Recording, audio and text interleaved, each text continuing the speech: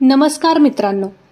समजा एका बाजूला एक अतिशय हुशार माणूस आहे ज्याने हार्वर्ड विद्यापीठातून फायनान्सची पदवी घेतली आहे, जो वॉल स्ट्रीटवर काम करतो आणि ज्याला गणितातले सगळे नियम तोंडपाठ आहेत. आणि दुसऱ्या बाजूला एक अगदी साधा माणूस आहे ज्याने फक्त शालेय शिक्षण पूर्ण केलंय आणि जो एका छोट्या गावात साधी नोकरी करतो. आता मला सांगा, या दोघांपैकी भविष्यात सर्वात जास्त श्रीमंत कोण होईल? साहजिकच तुम्ही म्हणाल तो हार्वर्डचा हुशार माणूस. पण मित्रांनो, पैशांच्या दुनियेत असं नेहमीच घडत नाही. मॉर्गन हाउसेल यांच्या द सायकॉलॉजी ऑफ मनी या जगप्रसिद्ध पुस्तकात अशा अनेक घटना दिल्या आहेत जिथे उच्च शिक्षित लोक पैशांच्या बाबतीत कंगाल झाले आहेत आणि साध्या माणसांनी कोट्यवधी रुपयांची संपत्ती निर्माण केली आहे. लेखक म्हणतात, पैसे कमवणं आणि ते टिकवणं हे तुमच्या बुद्धीवर नाही तर तुमच्या वर्तनावर अवलंबून असतं. आजच्या या सविस्तर व्हिडिओमध्ये आपण पुस्तकातील असे 5 महत्त्वाचे नियम उदाहरणांसह पाहणार आहोत, जे तुमच्या आयुष्यातील पैशांचे गणित पूर्णपणे बदलून टाकतील. व्हिडिओ शेवटपर्यंत नक्की बघा, कारण शेवटचा नियम सर्वात महत्त्वाचा आहे. आपला पहिला नियम आहे, कोणीही वेडं नसतं. आपण बऱ्याचदा लोकांना पैशांचा चुकीचा वापर करताना पाहतो आणि म्हणतो, हा काय मूर्खपणा आहे, हा माणूस इथे इतके पैसे का वाया घालवतोय. पण लेखक म्हणतात, जगातला कोणीही माणूस कोणताही आर्थिक निर्णय घेताना स्वतःला मूर्ख समजत नाही.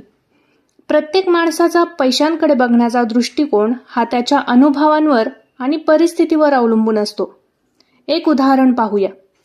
अमेरिकेत किंवा आपल्या भारतातही जे अत्यंत गरीब लोक आहेत ते दरमहा लॉटरीच्या तिकिटांवर किंवा जुगारावर खूप पैसे खर्च करतात. श्रीमंत माणसांना हे वेडेपणाचे वाटते. ते म्हणतात, हेच पैसे त्यांनी वाचवले तर. पण त्या गरीब माणसाचा विचार वेगळा असतो.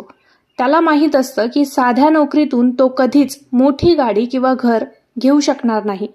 ती लॉटरीच त्याला त्या स्वप्नांची दारे उघडू शकते असं त्याला वाटतं. तुमच्यासाठी जो निर्णय चुकीचा आहे तो दुसऱ्यांसाठी योग्य असू शकतो. त्यामुळे कोणाच्याही गुंतवणुकीची स्वतःशी तुलना करू नका. तुमच्या परिस्थितीनुसार जे योग्य आहे तेच करा.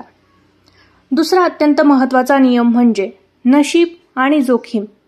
लेखक म्हणतात, जेव्हा आपण एखाद्याचे आर्थिक यश पाहतो तेव्हा आपण फक्त त्याचे कष्ट पाहतो, पण त्या यशामागे नशिबाचा खूप मोठा वाटा असतो जो कोणाला दिसत नाही. बिल गेट्स यांचेच उदाहरण घ्या. 1968 मध्ये जेव्हा जगातल्या करोडो मुलांकडे कॉम्प्युटर नव्हता, तेव्हा बिल गेट्स ज्या शाळेत शिकत होते तिथे कॉम्प्युटर होता. जगातल्या 30 कोटी मुलांपैकी फक्त 300 मुलांना त्या कॉम्प्युटरवर काम करण्याची संधी मिळाली, ज्यामध्ये बिल गेट्स होते. हे होतं नशीब. पण याच नाण्याची दुसरी बाजू म्हणजे जोखीम. बिल गेट्स यांचे एक मित्र होते, केंट इव्हान्स. तेही बिल गेट्स यांच्यासारखेच हुशार होते, पण एका अपघातात त्यांचा मृत्यू झाला. ही होती दुर्दैवी जोखीम. जेव्हा तुम्ही यशस्वी होता तेव्हा अहंकारी बनू नका, कारण त्यात नशिबाचाही वाटा आहे. आणि जेव्हा तुम्ही गुंतवणुकीत अपयशी होता तेव्हा स्वतःला जास्त दोष देऊ नका, कारण जोखीम हा बाजाराचा एक भाग आहे. तिसरा नियम खूप भावनिक आहे. कधीच समाधान न मानणे.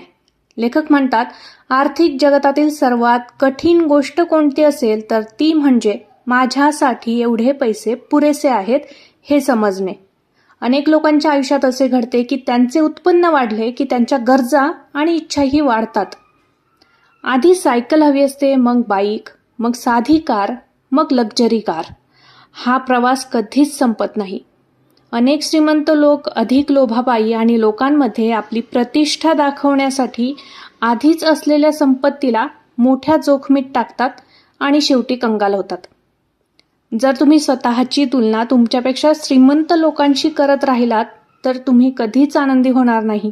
स्वतःची एक मर्यादा ठरवा जिथे तुम्ही आर्थिकदृष्ट्या सुरक्षित असाल.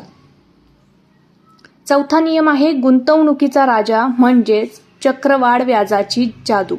आपण सगळेच वॉरन बफे यांना ओळखतो. आज त्यांची संपत्ती अब्जावधी डॉलर्समध्ये आहे. पण तुम्हाला माहीत आहे का, त्यांच्या श्रीमंतीचे खरे रहस्य काय आहे? त्यांचे रहस्य हे नाही की ते खूप अफाट परतावा कमावतात. त्यांचे रहस्य आहे वेळ. वॉरन बफे यांनी वयाच्या 11व्या वर्षापासून गुंतवणूक सुरू केली होती. आज त्यांचे वय 95 पेक्षा जास्त आहे. म्हणजेच त्यांनी 80 पेक्षा जास्त वर्षे सातत्याने गुंतवणूक केली आहे. त्यांच्या एकूण संपत्तीतील 90% पेक्षा जास्त संपत्ती ही त्यांच्या वयाच्या 65 वर्षांनंतर निर्माण झाली आहे. आपण काय करतो? आपण आज पैसे गुंतवतो आणि पुढच्या वर्षी दुप्पट होण्याची वाट पाहतो. चक्रवाढ व्याज हे एका झाडासारखं असतं. सुरुवातीला काहीच दिसत नाही, पण काही वर्षांनी त्याची सावली अफाट असते. चांगला परतावा मिळवण्यापेक्षा गुंतवणुकीत दीर्घकाळ टिकून राहणे हे जास्त महत्त्वाचे आहे. आता येऊया आपल्या सर्वात महत्त्वाच्या 5व्या नियमाकडे. श्रीमंती ती आहे जी दिसत नाही. लेखक दिखाऊ श्रीमंत आणि खरे संपत्तीवान या 2 शब्दांमधील फरक खूप सुंदर रीतीने स्पष्ट करतात.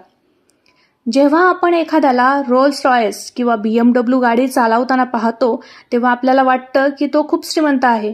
पण लेखक म्हणतात ती गाडी पाहून आपल्याला फक्त एकच गोष्ट माहीत होते, ती म्हणजे त्या माणसाने ती गाडी घेण्यासाठी तेवढे पैसे खर्च केले आहेत किंवा तेवढे मोठे कर्ज घेतले आहे.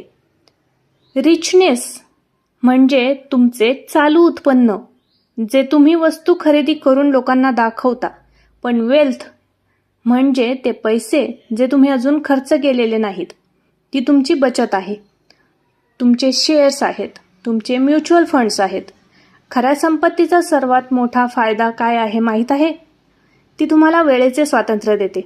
जेव्हा तुमच्याकडे बँक बॅलन्स किंवा गुंतवणूक असते तेव्हा तुम्ही तुमच्या आवडीची नोकरी निवडू शकता. आज आजारी असाल तर सुट्टी घेऊ शकता किंवा म्हातारपणी कोणावरही अवलंबून न राहता सुखाचे आयुष्य जगू शकता. रिच म्हणजे श्रीमंत दिसण्याच्या नादात स्वतःला कर्जाच्या खाईत लुटू नका. लोकांना दाखवण्यासाठी खर्च करण्यापेक्षा स्वतःच्या मानसिक शांततेसाठी आणि वेळेच्या स्वातंत्र्यासाठी वेल्थ म्हणजेच संपत्ती निर्माण करा. कारण खरी श्रीमंती दाखवण्यात नाही तर ती जपण्यात असते.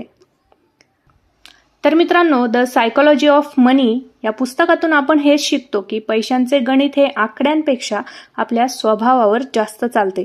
दिखावा करण्यापेक्षा संपत्ती निर्माण करण्यावर भर द्या आणि गुंतवणुकीला वेळेची साथ द्या. तुम्हाला या 5 नियमांपैकी कोणता नियम तुमच्या आयुष्याशी सर्वात जास्त जोडणारा वाटला? मला खाली कमेंट करून नक्की सांगा.